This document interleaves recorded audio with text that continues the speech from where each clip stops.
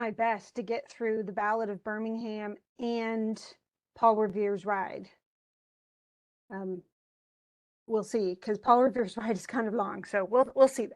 Who knows? I mean, it's really, these are both kind of narrative poems, although this one is, they're both set in history, though there are some inconsistencies, especially with the second poem as far as historical accuracy. However, this one in particular is told differently than a lot of narrative poems are, because there's so much dialogue in it, and it doesn't really cover as much action. It really is a lot of talking. So the first couple of stanzas, actually all four stanzas, are all talking, and then the last four stanzas are predominantly action. So, but it starts with kind of a conversation, and so we're going to talk about that and how that kind of lends itself to narrative. I don't know how much you guys read of like novels and stories and, you know, non-poetic things, but typically if you read a novel today, there's a lot of dialogue in it. It's not just description, description, description with hardly anybody talking. Usually it has a lot of dialogue in it. Obviously, if you watch movies, there's tons of dialogue in them, you know. There are some exceptions, like the movie The Bear has almost no dialogue in it, except some screams and things like that.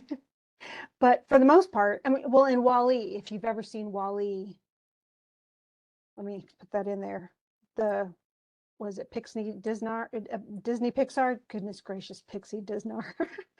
But Wall-E is like the first, at least hour of the movie, there's hardly any talking at all in it.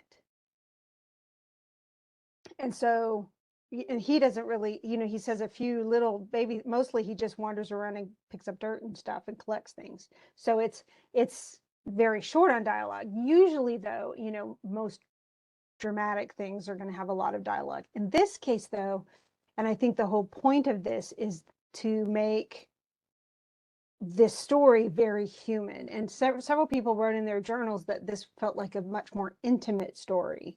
And it's because it's not just, okay, here's the church. I mean, well, the historical event is an actual, I mean, this really happened in 1963, smack dab in the middle of the civil rights movement.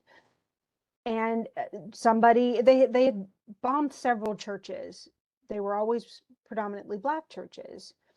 And it wasn't just in Birmingham, but it was all across the South. But in Birmingham, which is a pretty big city today, the church is not a large church, but what they essentially did is they bombed it. Hey, Timothy, hello. Yay, I'll mark you down as being here.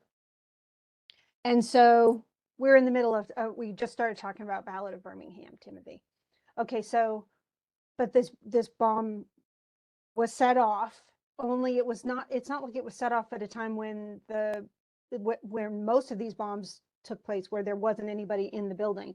There were people in the building.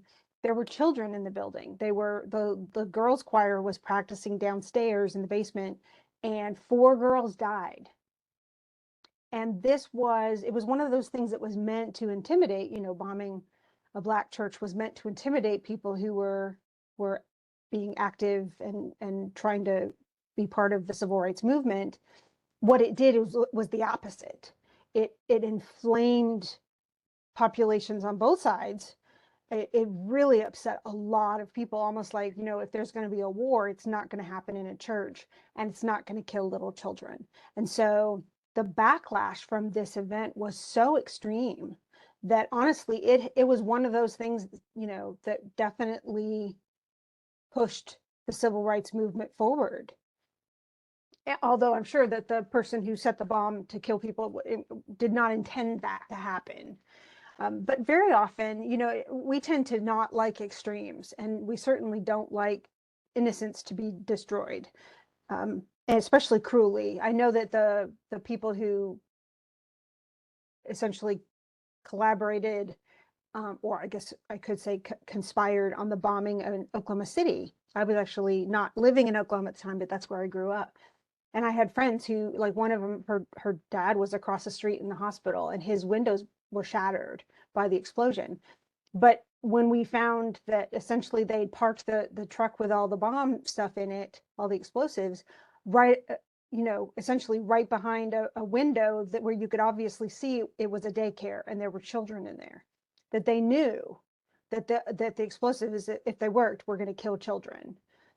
A lot of people were, I mean, it's one thing to you know, protest. It's another thing to kill people, especially children. And so but this poem actually, it was written very soon after, and it kind of fired up people even more because it put a very human face on an event that honestly we already felt a lot of sympathy for. And so, but he makes it clear this is what it's about. It's about that event. And already people were, you know, upset about it, but this really made it, you know, here's this idea too. And we don't know what the actual conversation could have been, you know, but essentially he creates a scenario where this little girl wants to go and watch the protesters. Essentially, she wants to join the people marching for civil rights. And so she even asks, "Mother dear, may I go downtown instead of out to play and march the streets of Birmingham in a freedom march today? So can I go join them?" And the mom says, "What? Sure, honey, go fight for our rights. Let's do it." I mean, if my kid asked me, "Hey, can I go and be part of the protest?" I'd be like, "Could we like not?" Especially if they're children. That no, no, no, no, we're not going to be doing that. You're 8 years old, you know. I think most of the kids were in their like young teens, like 11 to 13, the ones who were killed here. But she says no. She goes, "No, no, no, baby." She even uses that. So it makes it very clear too that even if the child isn't like 4, she's still okay. So 3 were 14. Okay, I had it a little bit, but yeah, 11 to 14. But the you know, that's really young, y'all. I mean, that's not even in high school. So they're all middle schoolers. And she says, "No, baby, no, you may not go." And then she explains why. Okay, she doesn't want her chewed up by dogs, because they did during a lot of these marches. Oh yeah, I'm kind of on the same page as y'all. So in the marches, though, I mean, yeah, they'd sick dogs on them, and they would, you know, bite people pretty viciously, and they'd club them, and they'd hose them down. We actually have still, you know, surviving video of them being hosed with fire hoses, which are very, these are not, you know, they're very powerful, and so they'd get knocked down to the ground. And yes, they would be taken in, you know, they could easily be shot. They could easily be, and were very often arrested. Sometimes they were literally cuffed right where they were lying once they'd been hosed down. And then they were just left until they, you know, get enough police cars or vans to round them all up and stick them in jail. But she says, no, no, no, because the dogs are fierce and wild, and clubs and hoses, guns and jails aren't good for a little child. Um, I mean, it happened. There were a lot of different things that happened in lunch counter protests. I mean, the truth is, all they did is they did, and it's according to essentially the directions, mostly by Martin Luther King Jr. He said it was supposed to be absolute nonviolence. So they did what they called sit-ins. So if they weren't allowed to eat at a restaurant, and there were signs that, you know, people could and did put up signs that said, you know, no blacks or no Negroes or something like that, or white only, or things, you know, that was really typical. They could also, and this is one reason why, hey, I got Tate. I wondered if texting a lot of you guys was going to get you to hang out if you needed help. But the truth is in at that time, you know, one of the, especially in the South, one of the common ways to make sure that blacks knew they couldn't go in was to hang a Confederate flag on in the window. So that's one of the reasons why this, you know, the Confederate flag remains such a symbol. And it's a very derisive symbol because it was absolutely used during the 50s and 60s, well, earlier and even later, to make it clear that blacks weren't welcome. And so it's not, I mean, that whole idea of heritage and hate, well, the truth is it's both. And so, but it's understandable that people don't like that symbol because of how it was used for decades, really. So essentially, people would go into those places and they'd sit. They would not be allowed to order. Like if they went into a restaurant that would only serve white people, they would not, I mean, like a waitress would come up and she might say, get out, but she would not take their order and feed them food. And so they just sit there, but they were taking business away because um, they weren't allowing white people to sit there and eat food because they were taking their place. Now, what was the solution? Well, if the restaurant would serve them, then they'd eat, pay money, and go. But the restaurant, either even if some of the people who worked there were willing to serve them, the restaurant, if they had said whites only, they would tell the servers don't serve them, and so they lost business. If they did a whole thing where they boycotted the bus system because in the buses they actually had buzzers under your seat, and if you were sitting more towards the front of the bus and you were black, they if white people got on the bus, they'd buzz your seat and tell you to move to the back of the bus. It was very real. This really did happen. If you go to the Civil Rights Museum in Memphis, Tennessee, it's actually right next to the Lorraine Motel, which is where JFK was assassinated. Not JFK, Martin Luther King Jr. was assassinated. And it actually, you sit in a bus and they'll buzz your seat and tell you to move in the back. And I mean, it makes it as real as possible what it felt like to not be allowed to go to certain doctors, to not drink at certain water fountains, to not go. I mean, even there's a movie theater in Hartsville, South Carolina, where I used to live. And one of my students was actually, he ran the films, and he showed me that up in the upper level in the balcony area, that's where they have all the film stuff now. But it used to be for blacks. And so it even said colored only, painted on the brick to the entrance. And so that still existed. And so now, of course, you can go to any movie you want, and it's all kind of mixed up, but it absolutely was not at this time. Just like school was absolutely not mixed at this time. Everyone, the black people had black schools, and they usually had either no textbooks or very old textbooks. They had far less funding. Often they had no busing system. I mean, there's a lot that was, separate and unequal. But anyway, so this is what they're protesting, but mom says no. So the kid says, can I just, instead of playing outside, can I go to the Freedom March? Mom says no, because dogs are, they might stick dogs after you, they might hit you, they might hose you down, they might put you in jail, and I'm not going to do that, not for little kids. And then she says, but mother, I won't be alone. Other children will go with me and march the streets of Birmingham to make our country free. And she says no. So this is a whole exchange back and forth. Mom says, no, I fear those guns will fire, but you can go to church instead and sing in the children's choir. Now, this seems like such an innocent thing. It's, who wouldn't pick this? Church is supposed to be that sanctuary, where you're going to find safety. And even if you're not religious, people see that as more of a sacred space. In fact, even we know that across the world, often a sacred space that's owned by one church, when it gets, the territory changes, and, like some of the old Catholic churches became Protestant churches once Protestantism rose. Some of the Muslim mosques became Catholic churches and vice versa.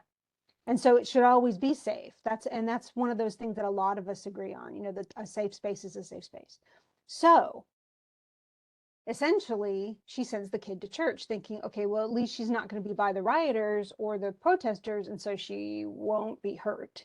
And instead, so we go through the actions of this. She combed and brushed her night dark hair, bathed rose petals. So she's been bathed, dressed sweet. She had little white gloves, which was very typical actually at the time for women to wear gloves, little white ones. They were usually just they were just maybe to the wrist, but that was very common, even in the 50s and 60s. The mother smiled to know her child was in a sacred place, but that smile was the last smile to come upon her face. So we have foreboding, we have that kind of, omen. And the truth is, as soon as we see this as readers at that time, we'd know that this will not end well. It's like reading a poem about the Titanic. Okay, we know it's not going to end well. for most of the people on board the ship. And so, but the mom has her all nicely dressed because she's going to church, you know, to sing, to practice in the choir. And so the mom feels safe about her choice of sending her child where she did. For when she heard the explosion, her eyes grew wet and wild. She raced through the streets of Birmingham calling for her child. And this, just that image, it is, you know, it's horrifying. I mean, I don't know if any of you guys are parents, but I am. And this is just, it's like the nightmare of all nightmares. You know, what's the worst thing that can ever happen to you once you become a parent? Losing your child. It is the worst thing. It is the nightmare of all nightmares for me and for, you know, parents. Just, that's not, it's horrible. I get choked up every time I think about this one. And then it gets even more descriptive, and this description is just so awful. And it's not overdone. It's not like, you know, remember the moon is a ghostly galleon and all that stuff that was going on in the Highwaymen. It's not overblown language at all, but the words are so tactile, that she's clawing through bits of glass and brick, and then she lifts out a shoe. It's horribly sad.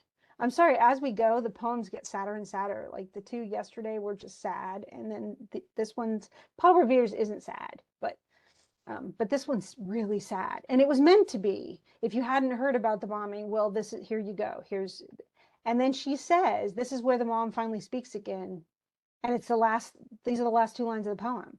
Oh, here's the shoe my baby wore, but baby, where are you? And we know where the baby is. And it's not good. The baby is dead, blown to pieces, and it's horrible. And yet, why would this poet write this?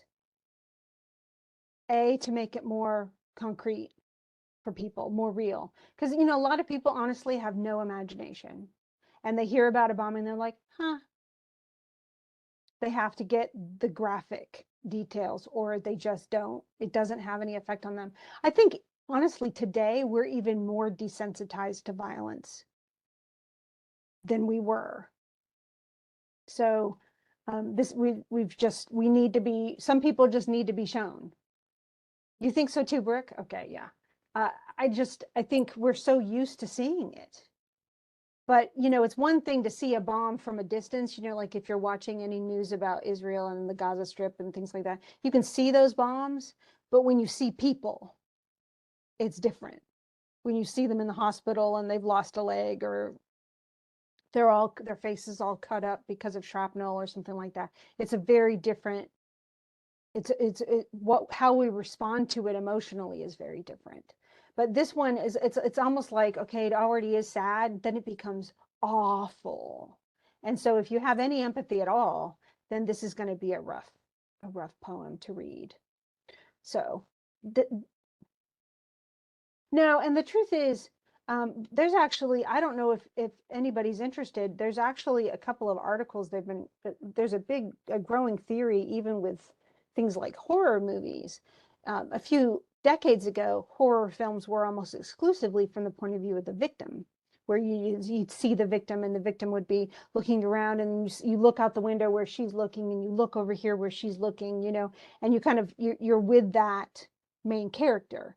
And you're rooting for the people who are victims. Today, though, they say, you know, more and more the shift in horror films moves to as if we're the bad guy, we're the killer, and we're chasing down the victim instead of being the victim being chased down. And they said that actually is, there are questions, you know, for a lot of psychologists, there are questions about what effect that has on us, that we become, well, and actually that goes along with Jordan, with what you're saying, the first person shooter games.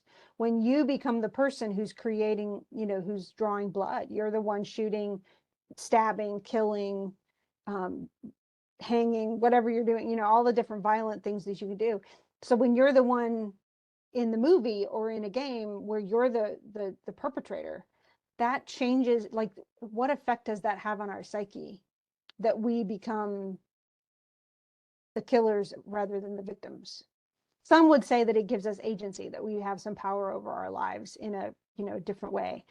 But if the power is violent, I don't know, you know, it's like, is that what we want people to be doing? Maybe that, I'm not saying that video games are having an effect, but there's certainly a mentality in our society. It's one reason why we have far more shootings than most countries do, even not civilized countries. We're supposedly one of those developed countries, and yet we have more of this kind of violence than undeveloped countries do. And it's not just population, because like Japan is far more populated per square foot than we are. India has a far larger population and a smaller territory as well, and yet we have violence every day practically. And we're not just talking like a single shooting, but a shooting that kills lots of people. And so why do we do that? Where does that come from? And the truth is it, this kind of poem fights specifically against it by giving the victims humanity. But for people to go into that situation and just blatantly kill, they have to have some loss of that awareness, where they have to see the other people as only victims or only somethings, but not humans. Certainly not worthy of life. Otherwise they couldn't kill them. So there's something really disturbing about that shift in how we view each other. And I think it's mostly going to be toxic. I think it comes from, I think it's both less empathy and more humility. I mean, less humility. So people are, so busy trying to essentially express their own status and their own worth. And they think the only way to do that is to devalue other people. But it's definitely a mental health issue. And it's absolutely, the fact that we think if I disagree with you that I can be violent towards you, that's not right. I can totally disagree with you. You can totally disagree with me, but neither one of us has a right to destroy the life of the other person. Well, and the truth is, you make a great point. Even children, like little kids, there was a big stink in the 80s about violent, like cartoons, Daffy Duck and things like that. It wasn't, essentially it was, like the guns and things like that in Bugs Bunny cartoons and all that. They were really, a lot of parents got really, messed up about it. And they said, well, kids think this is real, and that's the problem. Well, the truth is we've done studies and kids don't think that's real. They know cartoons are fake. They think what the parents watch though is real. And so if parents watch really violent stuff, the kids grow up thinking that that's real stuff. They can't separate reality from fantasy. When we get older though, we can, and yet we still get caught up in all of that. And some of us, we're sometimes we're living in a fantasy. Think about people who are, flat earthers. They really do buy the fact that we're just a disc and there actually isn't a globe. And there's a lot of people who read something on the internet and they just assume it's true. And so we can't necessarily delineate, okay, this is true and this is false either. And sometimes when what we see is inflammatory or it's a lie, we get all upset about it. And in fact, the internet wants us to. The news wants us, the media, they want us to be inflamed and upset because we're more likely to watch and keep on tuning in. And so they inflame all of that stuff and blow it out of proportion too. So it's hard to know. You really have to be careful what you watch and what you believe. So, well, and I think there are a lot of countries, Jordan, where rape is extremely common, where women are simply not valued at all. So, anyway, okay, so let's skip to the next one. Now that we're all sad about, well, and that's what I don't get. Honestly, when I was in college, the first film Faces of Death came out, and it was just videos of people being executed, legally executed, by governments and stuff. And all sorts of people were watching it. And I was just like, nah, can't, nope. I don't need to watch people really die. No, that was not on my list of things to do. Yeah, and I think that's not a joke either. So I don't know. It is disturbing, Tate. It really is. Okay, so let's talk about Paul Revere's ride. They should be, Jordan. Maybe they're illegal now. They weren't when that one came out. I mean, you could rent it. It was horrible. Okay, so let's look at Paul Revere's ride. What event is this prior to? Obviously, it's being written much later, since Longfellow wasn't even born until 1807. Yes, the Revolutionary War. So this is before. But what was Paul Revere's, what was he famous for doing supposedly? He said, "The British are coming, the British are coming." And that was, the heroic warning to everybody that the British, were going to attack, so that the American soldiers would be ready for them. And so it's one of the best known poems from like older American poetry. So Longfellow he was a poet in New England, but he has a lot of poems that you might have even seen Disney cartoon versions of. I think he wrote Hiawatha, about the little Native American boy, and that was made into a Disney cartoon. So almost, the poetry was taken from it almost word for word. So this is absolutely meant to be more of the heroic sort of thing going on, and it's an active sort of, I don't know, dramatic. It's a little dramatic, but it's not over dramatic. But it's an action poem, like a hero poem. We're going to go out and do great things type thing.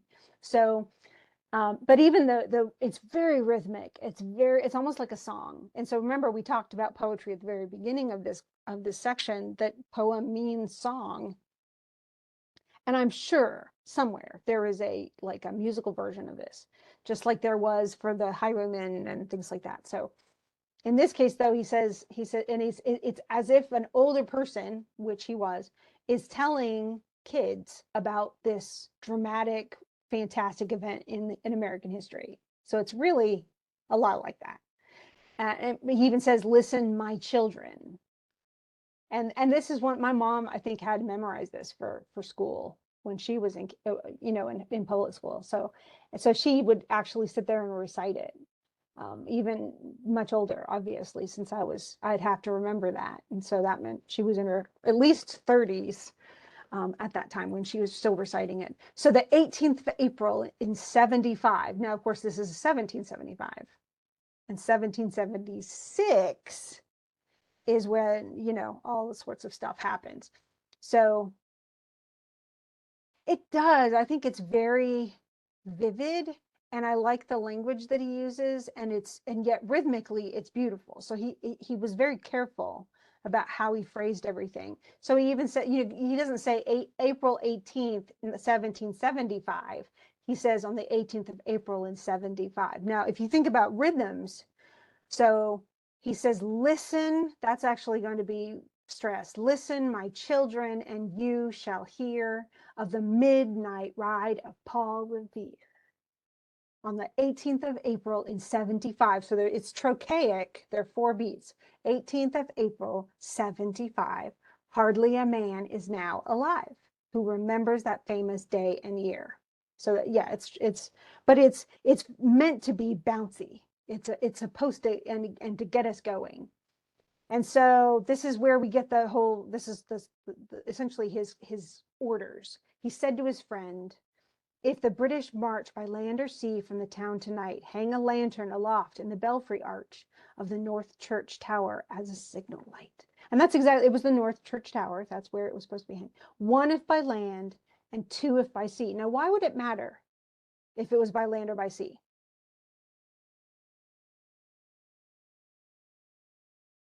Why would that matter? Because obviously they're on a coast. So if it's by sea, they're going to come from the east. Right. Yeah, and you have to know which way they're coming from. Yeah, even knowing when can be helpful. And so that's essentially saying, yes, they're coming, but here's how they're coming. They're coming either by land or from the west or from the east. So we can be ready. 1 if by land and 2 if by sea, and I on the opposite shore will be, ready to ride and spread the alarm through every Middlesex village and farm for the country folk to be up and to arm. Now look at the rhymes of this too. It actually adds to the beats. Right. It would absolutely, well, and the last thing you want is to be ambushed. And so if you're facing the sea and you get attacked from behind, boy, that's not good. So, but even at the end, these last three are all rhyming. So in this way, it's A, B, B, A, but then it goes, it's like C, D, C, D, and then it switches. Then it's E, E, and then F, F, F. So it's not exactly super like regular. He just plays around with it, but honestly, it sounds great when you read it out loud. So, okay, so they have one person who's going to make the signal on one side of the shore, the other person who's going to be on the other side of the shore, and they both have a plan.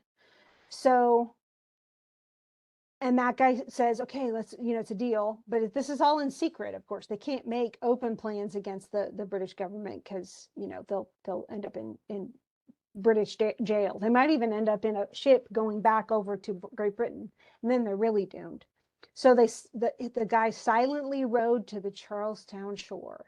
Just as the moon rose over the bay, where swinging wide at her moorings lay the Somerset, British man of war. So this is a British ship. Yeah. Should we put on the epic music? Actually, it's funny because I'm been grading this morning and I've been playing epic music. And I'm thinking this is exactly the kind of music we need for this. Is this, the stuff that you play when you're playing like really epic video games. I love that. I love that epic music stuff. So my favorite, I think, is Shadow of the Colossus. My son plays that all the time, mainly because it's visually beautiful, but the music is awesome.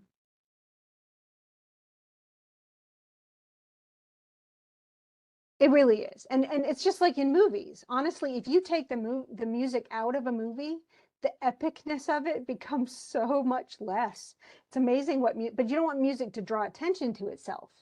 And so in some ways we just fall into this. This is what, good epic poems should be like, where you don't really, I have to stop back and go, okay, let's look at rhyme, because mostly I'm just really getting to the drama of it.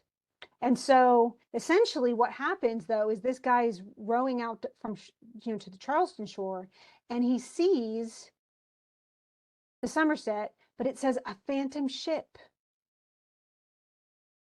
Essentially it's hiding. Meanwhile, his friend, so remember they split up. One went across the shore and he saw the ship. He sees the Somerset. So it's kind of hiding in the shadows, waiting to pounce, I guess. Well, and Brooke, I totally get what you're talking about, because the truth is Paul Revere, of the writers, he probably notified fewer people.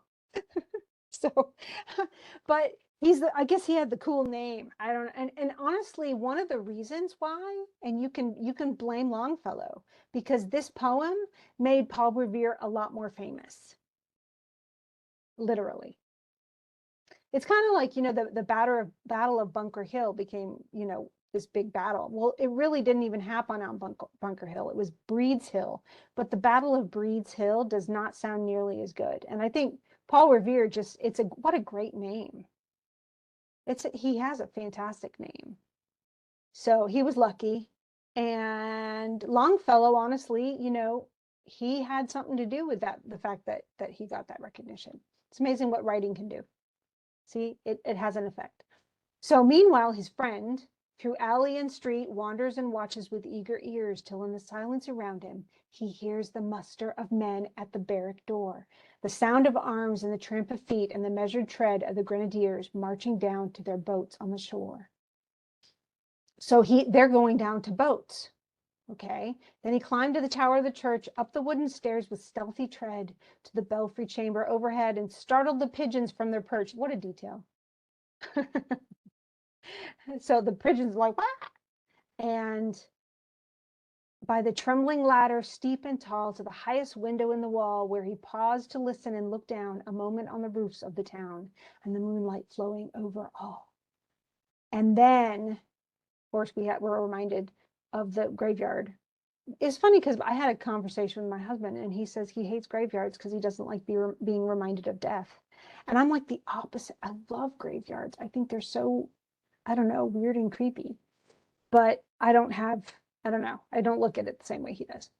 But he's looking down from that very, very high, because remember, he was supposed to put a light in that window way high so that it could be a signal to everybody so they could see it and go, oh, okay, that's where they're coming from. And everybody could get ready. They could mobilize.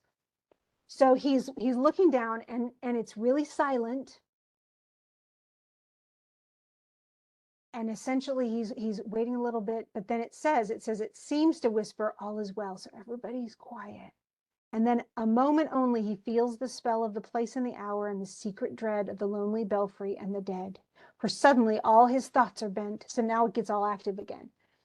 On a shadowy something far away, where the river widens to meet the bay, a line of black that bends and floats on the rising tide like a bridge of boats, which is exactly what it is.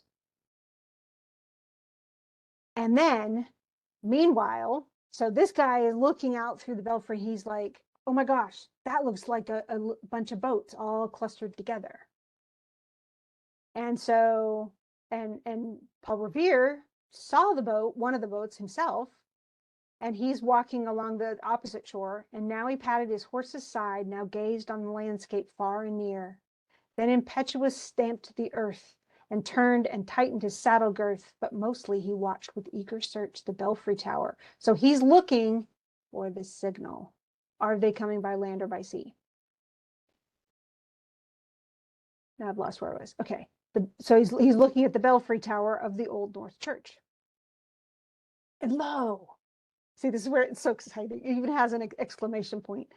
As he looks on the belfry's height, a glimmer and then a gleam of light, he springs to the saddle. It's almost like, have you any at all recently, have you read like the whole thing about Christmas, like Santa Claus? You know, 'twas the night before Christmas and all through the house. But there are several lines in that Christmas poem that have the exclamation points, and they're just all exciting.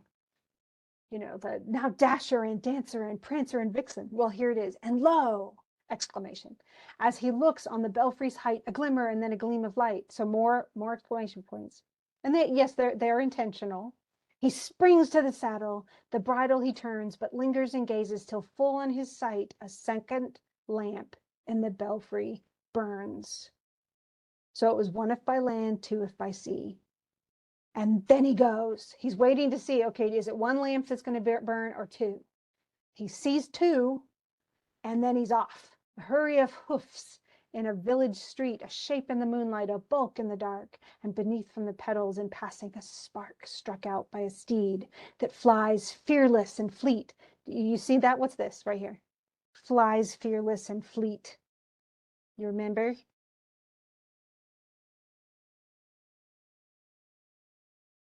Actually, The Lord of the Rings does have a fantastic, I'm looking over the chat. I'm not sure if one of the writers, I have to look that up. Yeah, graveyards are cool. I agree, Jordan. Okay, good. Somebody agrees with me. You guys are just totally alliteration. Okay, finally, I got to somebody. Sorry, I was going through all the chat. I'm like, man, you guys keep writing. See, I only see, it doesn't update. So unless I scroll down, it doesn't show me new stuff. So yes, he flies fearless and fleet. So we've got the alliteration going on, repetition of sounds. That was all. And yet, through the gloom and the light, the fate of a nation was riding that night. And the spark, why was the fate of a nation riding? Why was this important?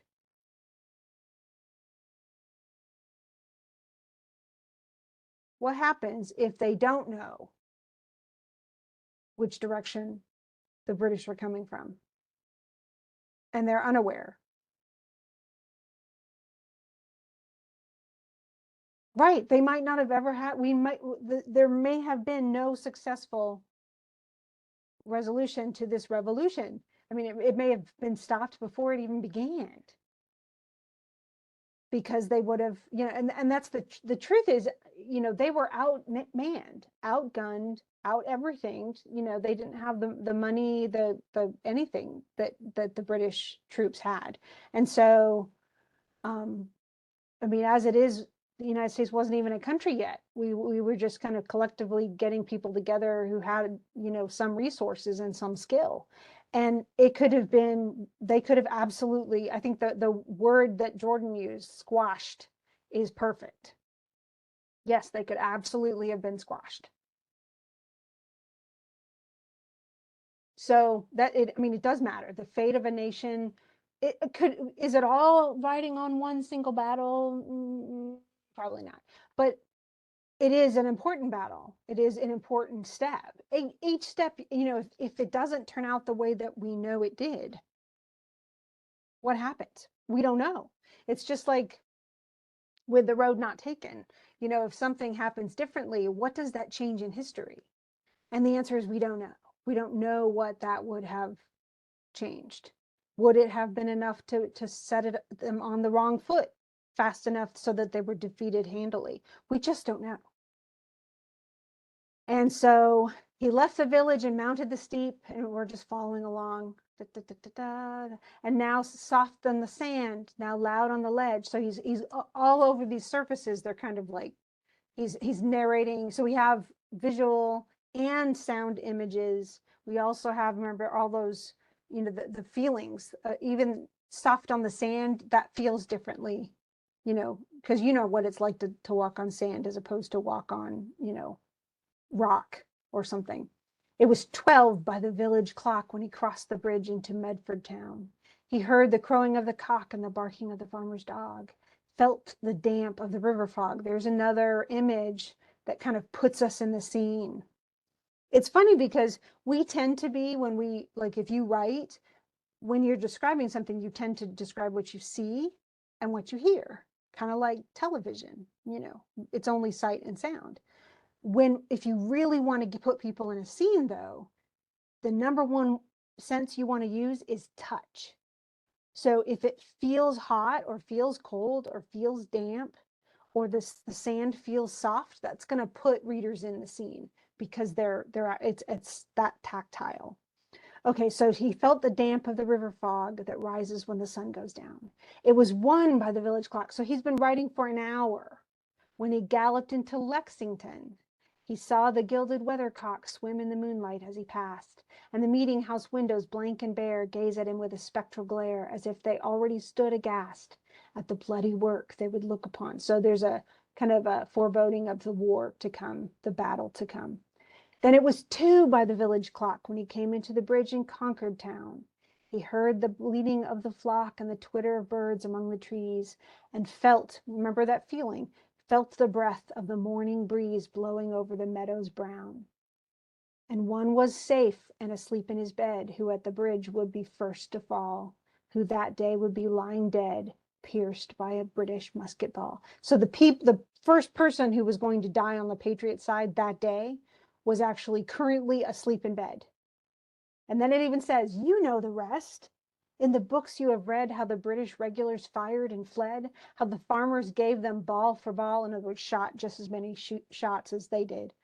And from behind each fence and farmyard wall, chasing the redcoats down the lane, then crossing the fields to emerge again under the trees at the turn of the road, and only pausing to fire and load. So they were ready because of Paul Revere and others, et al. Sorry about the others who aren't named. But he has such a dramatic name. I guess I can understand. So through the night rode Paul Revere, and so through the night went his cry of alarm to every Middlesex village and farm, a cry of defiance and not of fear, a voice in the darkness, a knock at the door, and a word that shall echo forevermore. We're born on the night wind of the past, through all our history to the last, in the hour of darkness and peril and need, the people will waken and listen to hear the hurrying hoofbeats of that steed and the midnight message of Paul Revere. So it's very dramatic, even at the end. Honestly, the pattern of stresses and unstress, that metrical pattern really lends itself to this kind of balladic sort of thing. It sounds like a song. So, well, and it's funny because Tate, I'm glad you bring that up. The truth is the farmers were hiding. They had to. They didn't fight the way the British fought. Typically what would happen is, the British would come in like rows, and the first row would lie down on the ground and then have their gun forward. The next one would kneel and then have their gun forward. The next one would be standing over those kneeling. So they'd have essentially 3 lines of fire. But that also put them all out in the open. It's not like they had, some type of armor that would keep them from getting shot. It meant if you just shoot in their direction, somebody's going to get hit. And the guns at that time were not accurate. And so if you didn't make yourself much of a target, it was really easy to, if you didn't make yourself one of the targets, it was really easy to not get shot. And so they'd hide in trees, they'd hide behind fences, they'd hide behind buildings, it also made it so the army could never see how many people they had. And so it was much easier for them to hide, the fact that they didn't have a lot of people. Well, and honestly, Tate, the whole idea of, well, there are rules and you have to, follow the rules. We've kind of blown all of that out anyway. I mean, in the Civil War, much of the war was won by attrition. It was, the armies would create these fences that were, would gut you if you came too close. They had all these spikes sticking out. And the general, honestly, the Northern general would just throw people at them until enough people piled up that the others could climb over and get past the barriers. In World War I, they used trench warfare by that time, where they dig these trenches so they could literally pop up out of the ground, shoot somebody, and then duck back down. But then they started using mustard gas, because the mustard gas would sift down into the trench. And if you were caught down there, then you'd be gassed. And that was a horrific way to die. And so, but if you jumped out of if you saw the mustard gas come in and start pouring into the trench, and you jumped out of the trench, you'd get shot. So the truth is war is bad. Like, can you really have war that's gentlemanly? I mean, it's bad. It's hard. War is awful. And I think that's probably the biggest point of the poem. We'll make sure we discuss tonight. The one, let's go ahead and let me see if I can go to it for a second. We'll go back a second and we'll go, because it fits what we're talking about. And we'll finish it tonight, because we only have 10 minutes left. But this one is written by a World War I person. Wilfred Owen actually died. He was a World War I poet, and he fought in World War I, but he actually died on the battlefield. He did not make it home afterwards. So it fits that this is as graphic as it is, because he ended up, I mean, he wasn't gassed. I don't think that's how he died. I think he was shot, actually. But this one is trying to make it, essentially tell people who think war is all glorious and wonderful, it's not, and stop saying that it is. And kind of like, with the Ballad of Birmingham, the poet Dudley Randall was trying to make it very real. Here's a real mom with a real kid, and the real kid was really dead, and this is what happened. The child was just going to choir practice, and she was murdered, essentially, because of that bomb. Well, in this case, it's, the whole phrase, the Latin dulce et decorum est pro patria mori, means it is meet and sweet, actually sweet and fitting to die for one's country. So it essentially, it's creating this, and it's a long, actually, who said it? I know, I'm trying to think. I actually have it right in front of me.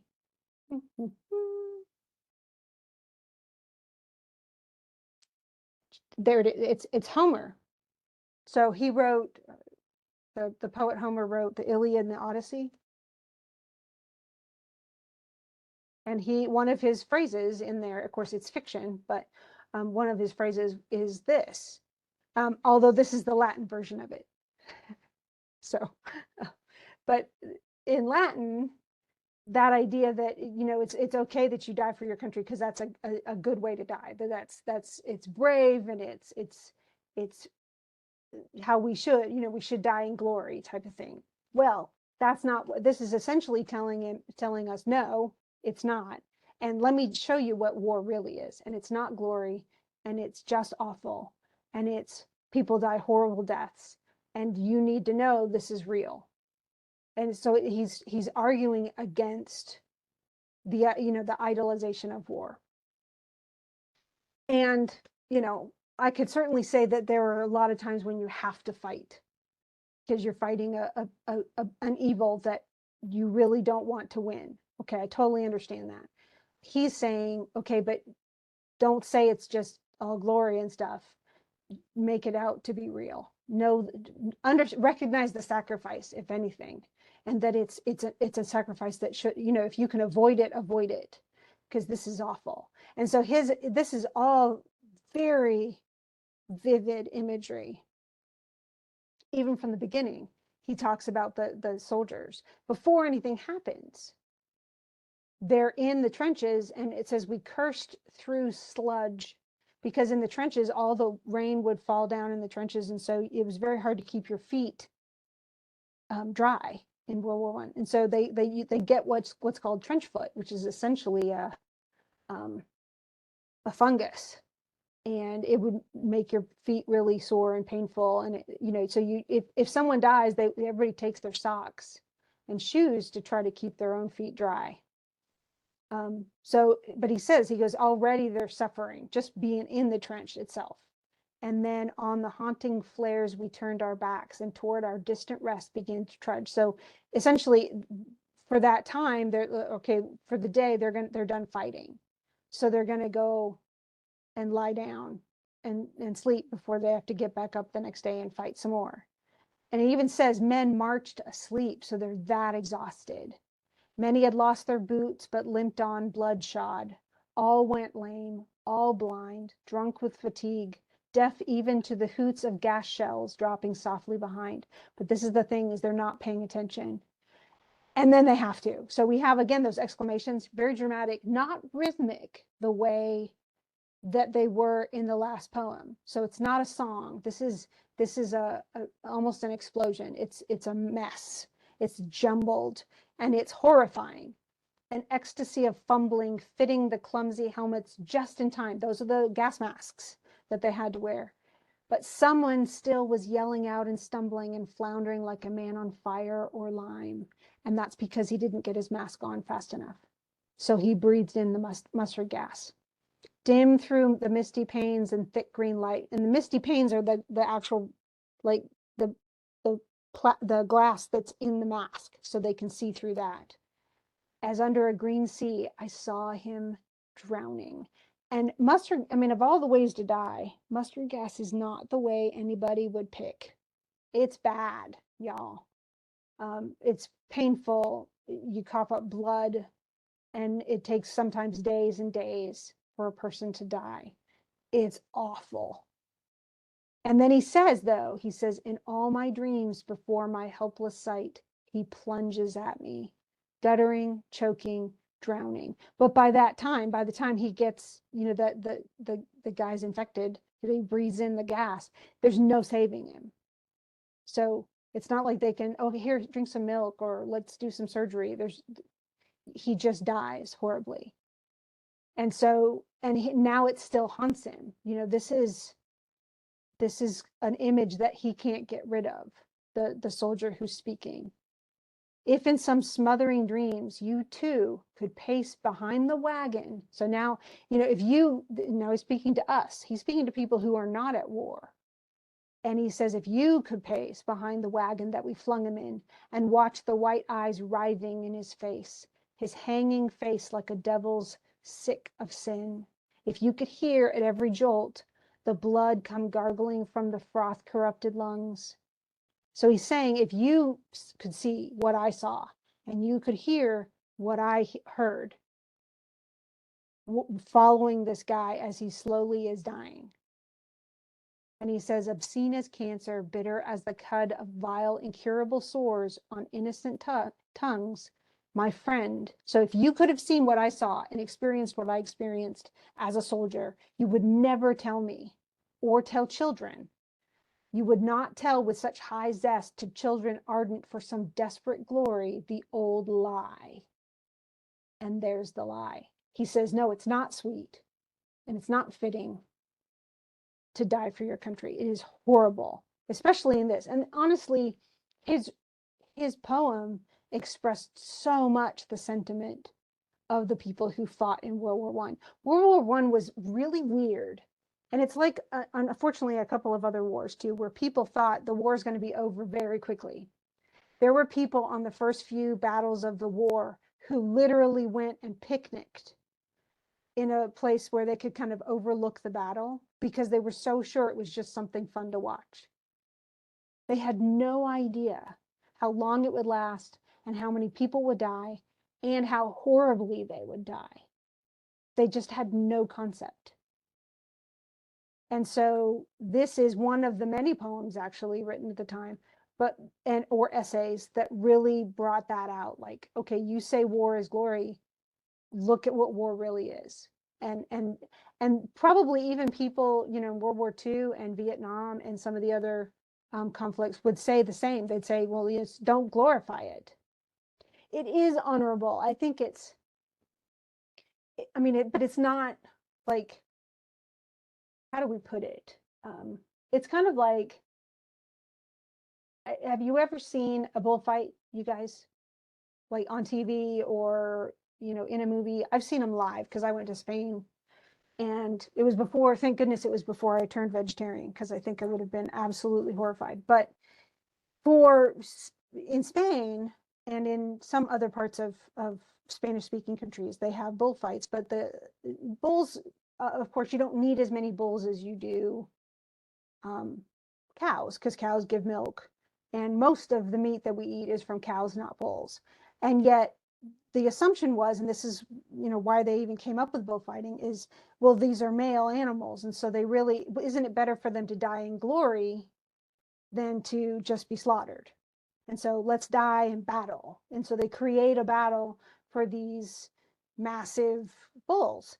And the truth is, they even have, I don't know if you've ever seen like little handkerchiefs or something, people are flapping them in the arena. Well, they do that to celebrate what they call a good kill, which is a swift one. So they actually, the bullfighter, runs around, uses his cape and gets the bull to kind of charge at him several times, all very, like a dance sort of. But he will stab him with these different little kind of like short swords in certain places to weaken him. And then eventually he will go in for the kill, and he uses this very long round sword. And the round sword is meant so that if you strike the bull just right, it goes immediately and stabs him in the heart and kills him instantly. So he doesn't suffer. Okay. And that's considered what they call, and I'll type this in here, a good kill. That's what gets the little handkerchiefs going. But the truth is I saw in the bullfights, I saw 6 animals. So they had 6 different bullfights. And the next to the last one was just horrible. Whatever the bullfighter was doing was just torturing the animal, because he would not stop. He mooed, and he didn't want to come at the thing. He didn't want to fight at all. And so eventually it took forever for the poor thing to be killed. I was aghast. And yet people were, throwing little towels around like, yay. And I'm thinking, no, this is not yay. This is bad. This is not how it's supposed to happen. It was horrifying. I can tell you now, I will never go see another one of those. Ever, ever, ever. Like, I'm sort of glad I did it, because I think that's, being in a country experiencing what they're doing, but it was awful. And yet, why did they do it? If they explain it to them, it's justified. They're trying to make it heroic or something. And I think, that statement that you just made, Tate, if you're going to kill an animal, do not make it suffer. That's terrible. Well, this is kind of the point of this poem. Okay, you say it's sweet and fitting to die for your country like this? No. This is not heroic. This is awful. And no one should die like this. And that's what he's saying. And I think in some ways, I couldn't disagree with him. No one should have to die like this. No one should die of this, being gassed. And I mean, it's just like I was watching Chernobyl, the series on Max, and it's you just watching people who were going to die very quickly of radiation exposure, and it's horrible, absolutely horrible. And no one should die like that. Just like I don't think anyone should die of cancer. It's horrible. It's a horrible way to die. And so he's just saying, look, war's not honorable here. It's just ugly. And I think, and I have to, especially with this poor guy and how he died, I have to agree with him. But is it good to, I mean, is it a heroic thing to die for defending, democracy, defending the people who need defending? Is it noble to give your life in, to save other people? Absolutely. It's just, this is not how you should have to do it, I guess. So any questions? We managed to cover 3 poems somehow. I may come revisit this one a little bit, but I just want to make sure if there's anything you don't understand of the 3 that we talked about today, just let me know. If you have any questions too, I'm going to go ahead and stop the recorder. But if you have any questions about papers, you can feel free to stay behind and ask, since we have papers due next week. I would rather know you would just take the exam. So the main thing is that you understand what every poem is about. So if there are any poems that were unclear to you or that you had real difficulty with, if they're on that list, Brooke, make sure you watch the video on them so that you make sure you're on the right path. Everything I ask about, we've talked about. So every single question that's going to be on there, we've talked about in these things. So if there's a poem or a couple of poems that really don't make sense to you, or you don't really get totally what happened and what it means, if they're on that list that I put in the announcements this week, make sure and watch those videos. They're all labeled, and like this one, when it's done, I'll label it. Yeah, no, it's the truth is the monitor is going to tell me if you drop your head down. It's going to show me all of that. So, and there are a lot of questions. So,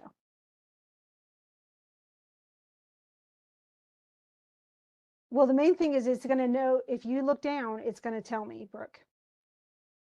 So it's going to say this person, here's where they had their head down this long. Here's where so it's going to alert me to that.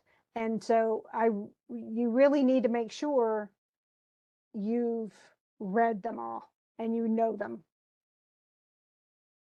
The only other thing we're asking, besides things that are happening in the poem, the only other thing, no, it'll tell me when you're, especially if you're not typing and you're just looking.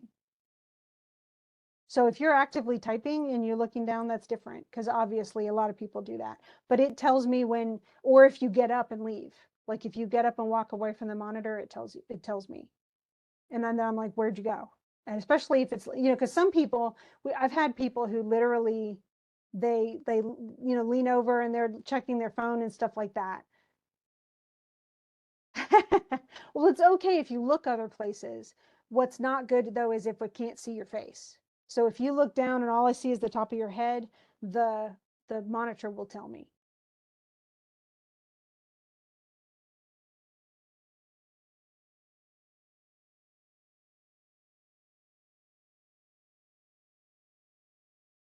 I would prefer that you never use anything like that.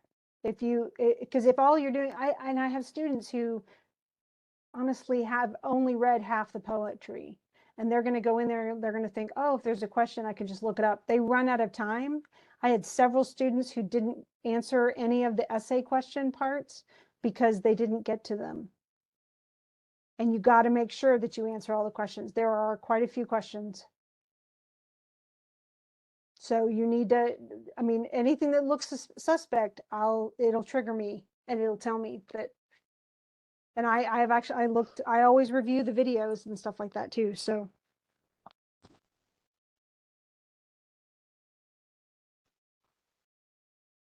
other questions?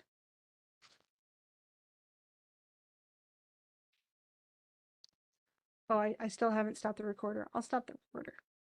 They're going to say, man, you guys talked for a long time.